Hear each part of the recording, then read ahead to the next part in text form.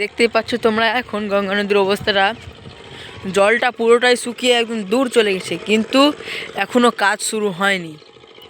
তোমরা দেখতে পাচ্ছ এখন বর্তমানে জল কতটা দূরে গেছে। তোমরা দেখতে পাচ্ছ কিনারা হচ্ছে এটা, কিনারা দেখো, আর কিনারা থেকে কতটা দূরে এখন জল ইজি বাঁধা যাবে গঙ্গা নদী, ইজি ইজি ইজি গঙ্গা নদী বাঁধা যাবে। কিন্তু সরকার এখনও কোনো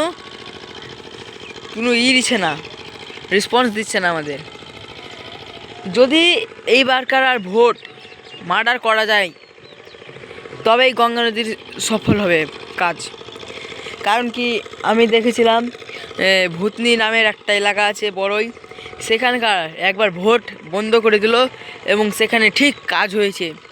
সেই রকম আমাদের কাটাহাদিয়ারাবাসীকেও করতে হবে, তবেই গঙ্গা নদী বাঁধ হবে আশা করি। তো দেখতে পাচ্ছ গ্রামবাসীর অবস্থা তোমরা এখন, আর এগুলো সব দেখতে পাচ্ছ বাড়িঘর, গঙ্গা নদী, মায়ের মন্দির আর চর।